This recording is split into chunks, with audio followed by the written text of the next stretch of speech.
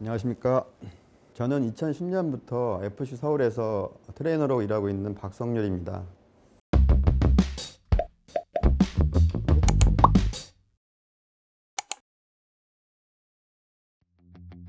하루 일과는 선수단의 컨디션을 체크하는 것부터 시작이 되는데요. 선수들의 컨디션을 체크해서 그날 훈련이 불가능한 선수가 있는지, 밤 사이에 어떤 변화가 있었는지를 확인해서 코칭 스태프와 미팅을 하게 됩니다. 그래서 그날 훈련 가용한 인원을 정확히 알려서 프로그램이 나오게 됩니다. 훈련 1시간 전부터 1시간 반 사이에 선수들이 가장 많이 오게 되고 가장 바쁜 시간이 되는데요. 그때 선수들의 훈련 준비를 도와주게 됩니다. 예를 들면 테이핑이라든지 스트레칭이라든지 매뉴얼 치료 같은 것들을 통해서 선수들이 좀 더 편한 상태에서 완전한 상태로 훈련을 나갈 수 있도록 도와주고, 그리고 훈련이 시작되면 선수들이 훈련 중에 나타날 수 있는 응급 상황에 대해서 대비를 하게 됩니다.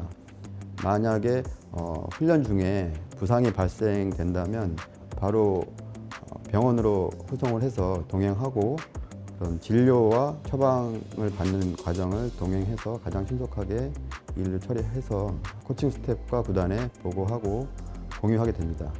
그리고 훈련이 마치면 또 그 훈련 중간에 있었던 선수들의 몸 상태에 대해서 퇴근 전에 다시 한번 코칭 스태프와 미팅을 하고 다음날 훈련에 대비를 하고 하루 일과를 마무리하게 됩니다. 저희는 보통 9시 출근해서 6시 정도면 퇴근을 하게 되고요. 일반적인 그런 스케줄인 거고, 또 전지훈련이나 경기 때는 또 약간씩 달라집니다. 제가 세컨으로 일을 했을 때는 아무래도 수동적이었던 것 같고요. 시키는 것 임무에 대해서 책임을 완수하면 되는 것 같다고 생각을 했었는데, 수석 트레이너로 일을 하면서는 사실 부상에 대한 책임감이 더 컸던 것 같고요. 코칭 스태프와 선수의 중간에서 가교 역할을 하는 게 가장 어려웠던 것 같습니다. 저희들 보통 전지훈련 가게 되면 뭐 개인 짐도 있지만 선수단 공통으로 이렇게 이삿짐 같은 커다란 박스에 20-30개씩 이렇게 이동을 하는데요. 그 이동 규모가 사실 만만치 않아서 그런 과정들이 사실 많이 힘들죠. 그 스태프들이 정말 고생 많이 하고, 안에는 뭐 여러 가지 뭐 내용물들이 많이 있습니다. 여러 가지 뭐 식량도 있고 비상식량도 있고, 그런 외국 생활을 또 하면 한국 음식들이 이제 많이 그리워지기 때문에 선수들이 먹을 수 있는 그런 한국 음식들, 반찬들 이런 것들도 있고, 대부분은 또 운동 소도구들 그리고 훈련에 필요한 그런 도구들이 대부분입니다. 예.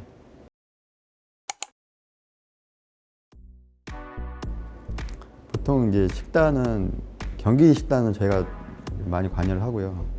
그 경기 때 그런 호텔에서 보통 식사를 하게 되는데 한식을 좀 선호합니다. 또 뷔페를 먹게 되는 경우도 있는데 또 먹고 탈나는 경우도 있고, 그런 여러 가지 음식들이 뭐 익히지 않은 음식도 있고 배탈이 날 수 있는 그런 음식들도 많이 있기 때문에 코칭 스태프들이 좀 선호하지 않아요. 그래서 한식을 주로 요청을 하는데, 그런 한식을 처음에는 스포츠 의학을 전공하신 이제 영양사님들 그리고 호텔에서 제안하는 그 식단들 그런 것들을 통해서 선수들한테 제공을 하게 됐는데, 그러다 보니 선수들이 또 선호하지 않는 그런 너무 몸에 좋은 음식만 먹다 보면 또 질리는 경우도 많고 해서 그런 중간에 적절한 타협점을 잘 찾아서 메뉴를 선택해주고 있습니다. 아무래도 전지훈련 할 때가 더 잘 먹죠. 잘 먹게 되고, 왜냐하면 전지훈련 할 때는 더 고강도, 고칼로리 소비하게 되기 때문에 그렇고, 경기 때는 사실 경기 하루 전날은 뭐 이런 고단백, 고칼로리를 섭취를 할 수가 없어요. 탄수화물 위주로 빨리 분해해서 흡수되고 이 근육의 글리코겐으로 저장될 수 있는 그런 이제 탄수화물 위주의 섭취를 해야 되기 때문에 그런 조금 소화도 잘 되고 가벼운 음식들을 많이 섭취하게 됩니다.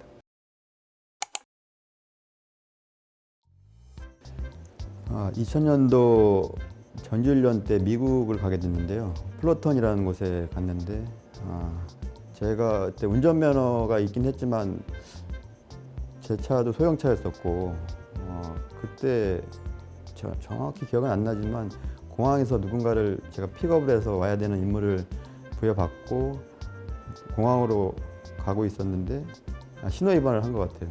그래서 신호 위반을 한 것도 모르고 이제 가고 있었는데 뒤에서 경찰차가 따라오더라고요. 그래서 멈추라고 계속 경적을 울리고 했었는데 마침 그 도로가 고가도로였었거든요. 그래서 고가도로에서 쓸 수도 없고 멈출 수도 없는 그런 상황이었었는데 그래서 어쩔 수 없이 가고 있었는데 이제 그 경찰들은 제가 도망가는 줄 알았나 보더라고요. 고가도로 끝나는 시점에서 사이드에 차를 파킹하고 기다렸는데 갑자기 경찰이 총을 머리에다 겨누고 내려서 손들으려고 해서 나와서 엎드려서 죄인처럼 인종차별을 당했던 기억이 아직도 생생합니다. 그때는 너무 무서웠었고 경찰에 잡혀 있었는데 구단에서 저를 구해주러 왔더라고요. 그게 지금도 생생하게 기억납니다.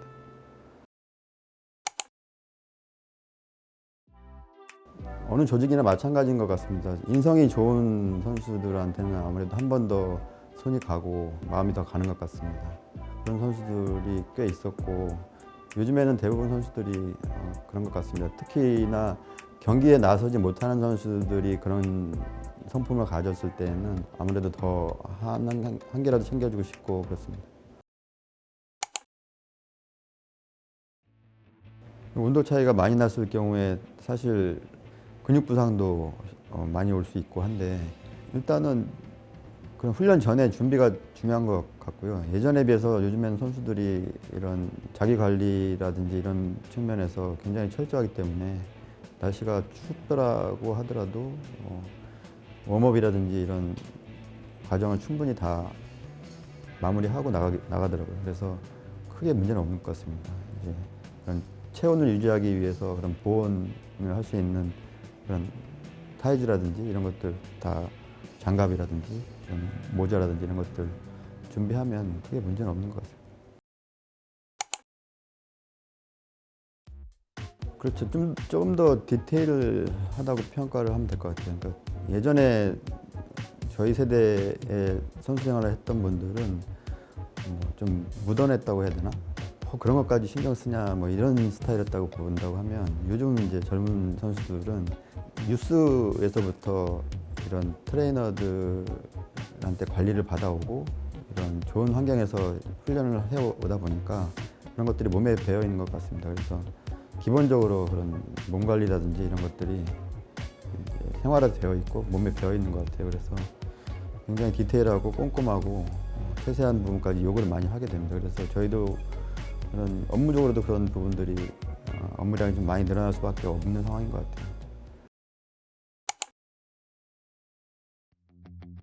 저희는 그 심리 주치의 선생님이 따로 계십니다. 그래서 한덕현 박사님이라고 중앙대학교 병원 그 정신의학과에 근무하시는 분인데 그로도 그렇고 이런 정신의학 쪽으로도 굉장히 명성이 높으신 분인데 저희가 아무래도 그런 심리적인 부분들을 겪는 호소하는 선수들이 많이 있다 보니까 처음에는 외래로 자주 방문을 하다가 그 필요성을 이제 절감을 하고 저희 구단과 정식으로 계약을 하고 지금 3년 전부터는 구단 정식 소속으로 심리 주치의로 이제 등록을 하셔서 일주일에 한 번씩 정기적으로 선수들 면담을 통해서 그런 부분들을 조금 더 개선하려고 노력하고 있습니다.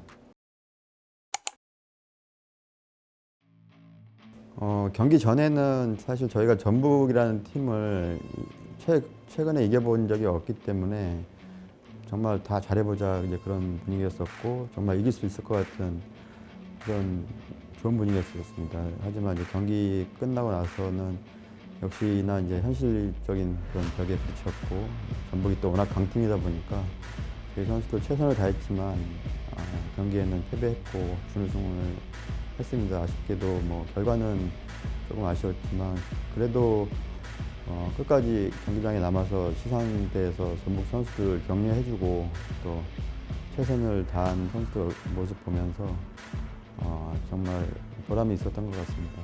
그 스태프들도 그날 같이 시상대 올라서 그동안 힘들었던 것들 또 이야기하고 했던 것들이 아직도 기억에 남습니다.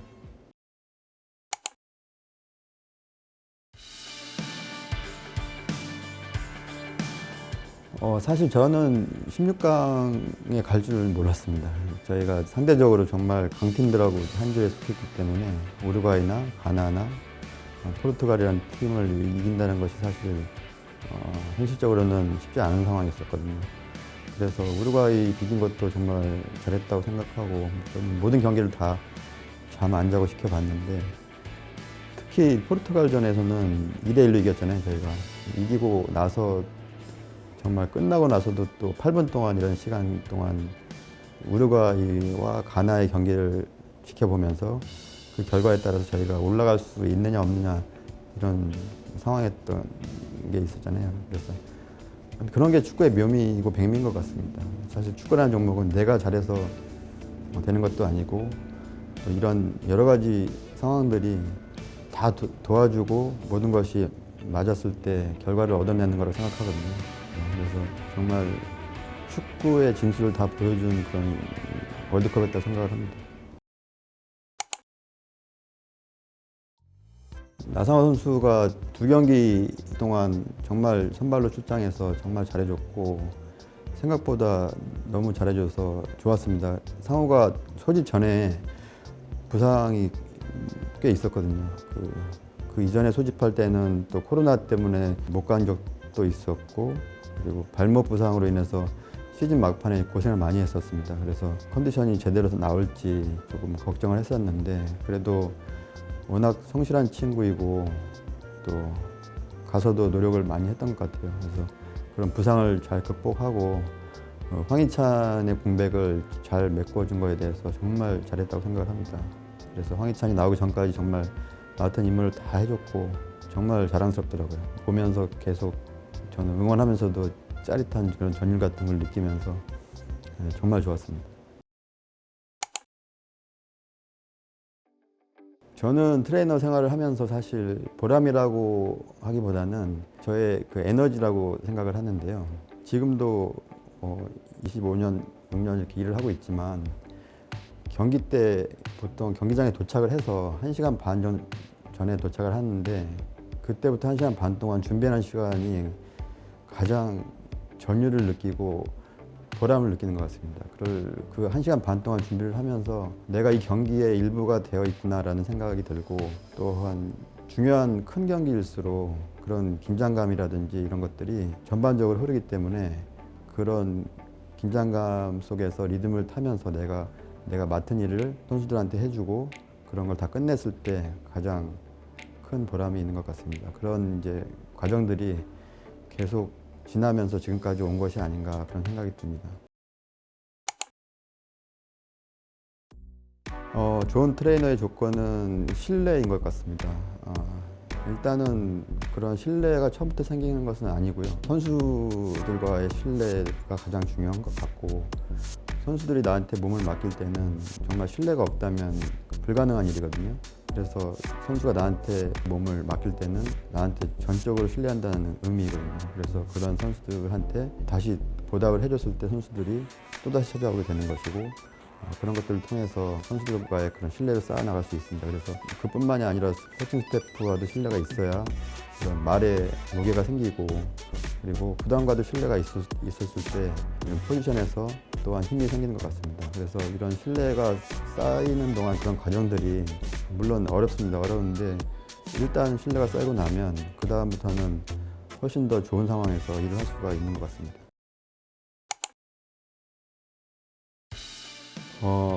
제 목표라고 하면 이제 27년간 일을 했지만 과거에 20여 년 전에보다는 지금이 훨씬 더 여러 가지로 환경이 좋아진 건 사실입니다. 하지만 아직도 부족하다고 생각을 하고 선진국이나 EPL이나 또 미국이나 축구를 먼저 시작한 그런 선진 리그에 비하면 아직도 많이 부족합니다. 그래서 그런 시스템을 정착하고 후배들이 좀 더 일하기 좋은 환경을 만들고 나가는 게 작은 목표이고요. 네, 지금까지 부족하지만 FC 서울의 박성률 트레이너이고요. 네, 앞으로도 트레이너를 지망하시는 분들이나 또한 이쪽에 일을 계획하시는 분들이 있다면 언제든지 저한테 연락을 주시고 또 제가 도움이 될 수 있다면 도와드리도록 노력하겠습니다. 감사합니다.